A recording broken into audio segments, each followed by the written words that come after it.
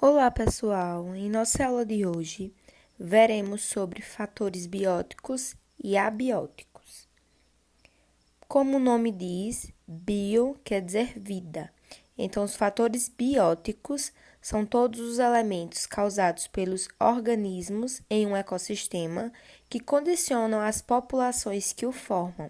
Ou seja, todas aquelas relações, aquelas interações, o resultado dessas interações que apresentam elementos que possuem vida, como é o caso dos animais, das plantas, de todos os seres vivos. Então, essa relação aí, o resultado dessas relações, pertence aos fatores bióticos.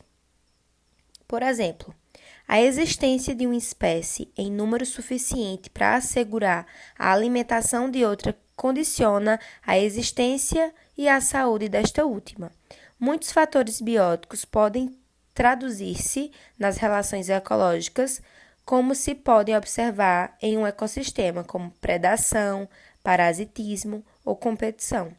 Nessas relações ecológicas a gente já viu nas aulas passadas, então essa relação onde ocorre entre indivíduos que possuem vida, seres que possuem vida, por exemplo, na predação. A predação é uma ocorrência natural da natureza. Ela precisa ocorrer. Apesar do sofrimento e de um dos seres ser prejudicado, ela necessita essa ocorrência, pois os animais eles precisam se alimentar. Então, através dessa relação aí, vai assegurar a sobrevivência de uma outra espécie. Então, está uma relação aí entre seres que possuem vida, ocorrendo, então, fatores bióticos.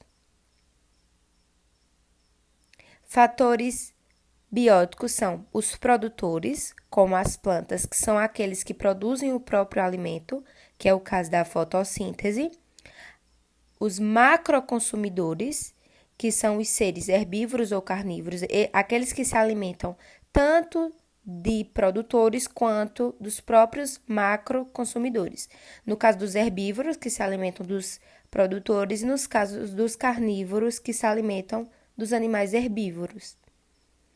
E dos microconsumidores, que são as bactérias e os fungos. São eles que estão lá interagindo com o solo e diretamente intencionando na produção dos alimentos das plantas. É através dos microconsumidores, que são chamados também de decompositores, que as plantas vão absorver nutrientes do solo e assim seguir no seu processo de fotossíntese. Qual a diferença de macroconsumidores e microconsumidores? Os macroconsumidores são seres heterotróficos que se alimentam da matéria elaborada, ou seja, que se alimentam dos produtores, ou seja, das plantas, no caso dos animais herbívoros, ou então dos macroconsumidores, que é os carnívoros, que se alimentam de outros animais. No caso dos microconsumidores, que também são chamados de decompositores, eles conseguem transformar a matéria orgânica em matéria inorgânica, devolvendo ao meio substâncias minerais essenciais para que os produtores renovem as cadeias alimentares. Então, é através dos decompositores, ou seja, dos microconsumidores, que os produtores vão conseguir realizar seu processo de fotossíntese, adquirindo e absorvendo nutrientes que estão no solo, que estão lá pela presença dos decompositores, que são as bactérias e os fungos. Seres abióticos, o ar quer dizer não e bio quer dizer vida, ou seja, abióticos não possuem vida, não têm vida.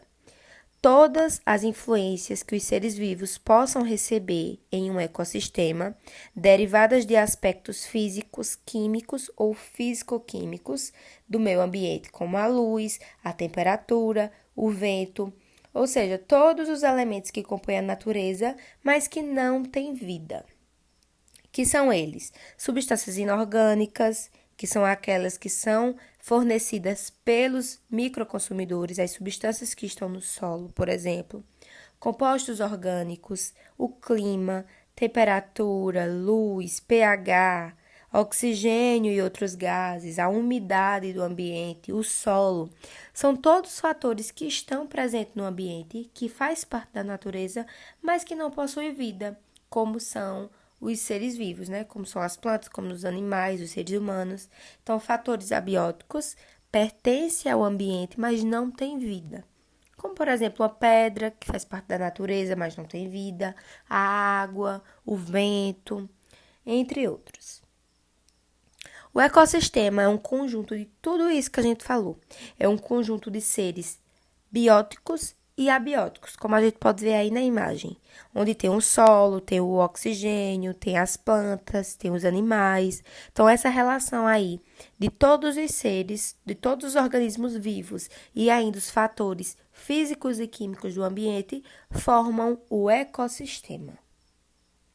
Ecossistema representa o conjunto de comunidades que habitam e interagem em um determinado espaço. Então, para finalizar a nossa aula, vou deixar aqui uma reflexão para vocês. Nunca deixe de acreditar, seja otimista, pois de um dia para o outro a vida pode se transformar. Então, que essas reflexões, esses movimentos otimistas, esses pensamentos otimistas estejam sempre presentes nos nossos estudos, que a gente nunca desista, apesar das dificuldades do nosso dia, a gente siga sempre acreditando que a vida vai transformar e vai acontecer coisas melhores. Então, finalizando a nossa aula, caso alguém tenha alguma dúvida, repita o vídeo, pode assistir quantas vezes quiser e qualquer dúvida que persistir, podem falar comigo no privado. E assim que tiver todas as dúvidas esclarecidas, vamos para a atividade.